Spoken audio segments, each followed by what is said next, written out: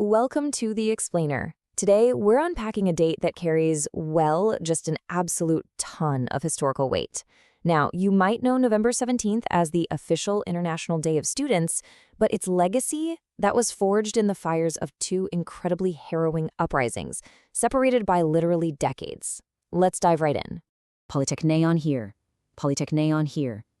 People of Greece, the Polytechnion is the flag bearer of our struggle and your struggle, our common struggle against the dictatorship and for democracy.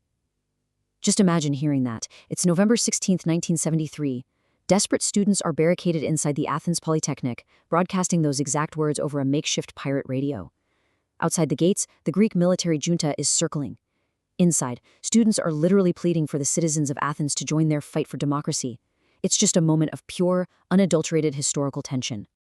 Section 1, The Day the Gates Fell, the climax of the Athens Polytechnic uprising. But before we get to that climax, we need to jump to Section 2, Origins of November 17th, Prague, 1939. Right, so we actually have to step back to late 1939, because this date was deeply symbolic long before the events in Greece. Czech students were protesting the German occupation, and after the Nazis killed an aspiring medical student named Jan Opletal, his funeral on November 15th sparked these massive demonstrations. The retaliation? It was swift and it was brutal. Fast forward to November 17th, Nazi troopers stormed the University of Prague. They executed 9 people without trial and sent over 1,200 students to concentration camps. 2 years later, the International Students' Council in London cemented this absolute tragedy into history, establishing November 17th as Students' Day. Which brings us to Section 3, the Athens Uprising, November 1973.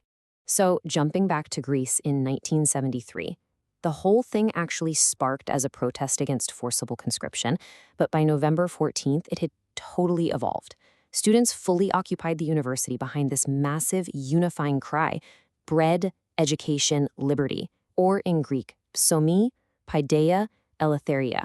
Calling themselves the free besieged, the movement just completely caught fire. Now, it's really important to know that the students weren't just one big monolith. Inside those gates, a pretty stark divide emerged. On one side, you had newly formed anarchist groups, who actually started the occupation, pushing hard for social revolution, sexual freedom, and the complete destruction of the state and capitalism. But on the other side, traditional Marxists and pro-Soviet communist groups initially rejected the whole occupation. They thought it was hasty, unorganized, and irresponsible.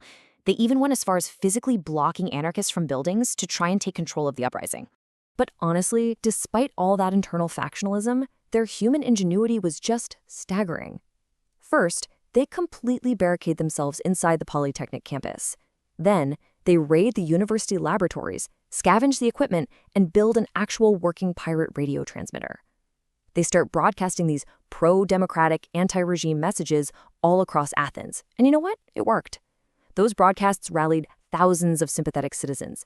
We're talking construction workers and even farmers from Megara who traveled in to join the protests.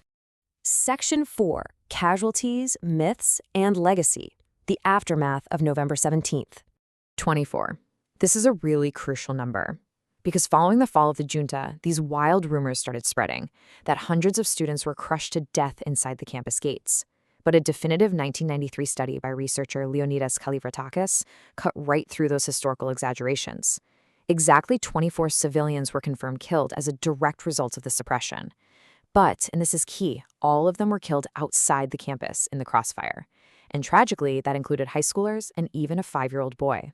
And that confusion over the casualties, it was totally weaponized by something called the Alania hoax. Basically, a sketch started circulating of a supposed fallen student named Alania, and it deeply moved the nation. The catch? It was entirely fake. It was actually just a drawing of a New Zealand model from a Breck shampoo ad. The hoaxer was eventually jailed, but this gave dictatorship apologists exactly the fuel they needed to turn around and call the entire uprising a myth. Now, the violent suppression of the students had some massive unintended ripple effects. It sparked a total revival of Greek anarchism and birthed the revolutionary organization 17 November, or 17N. Named directly after the date of that tank assault, this far-left terror group went on to assassinate various figures associated with the junta. So it effectively etched the date into the political extremes of the country forever. Section 5, Modern Student Struggles. The Legacy Continues. Fast forward to today, the European Students' Union still recognizes November 17th as a day of vital, ongoing action. But modern students face a different kind of threat, and that's severe austerity. Because of economic crises, decision makers are totally disinvesting in higher education and basically treating students merely as customers. We're seeing dropping higher education budgets, escalating student debts, and a huge pivot from grants to loan schemes. To put that in perspective, we're looking at diminished budgets for Erasmus mobility in Spain, raised tuition fees in Armenia, brand new fees for non-EU citizens in Finland and Norway, and straight-up closures of universities in Greece. And the ESU issues a pretty stark warning about all this.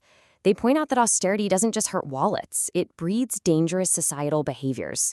They draw a direct line from these economic crises to a resurgence of intolerance, the rise of fascism and racism, the exclusion of ethnic and sexual minorities, and major government shifts to the far right. Basically, they're arguing that just as students had to fight authoritarianism back in 1939 and 1973, students today have to keep fighting to safeguard those same democratic values. So, what does this all mean for us? It leaves us with a huge question. Is education today viewed as a fundamental democratic right or merely a commodity? The sacrifices of those barricaded students in Prague and Athens were all about securing freedom and the right to learn without oppression. As we wrap up this explainer, I want you to really reflect on how their legacy resonates in your own society today. Are we honoring their fight, or are we kind of taking those hard-won liberties for granted? Keep learning, keep questioning, and we'll see you in the next one.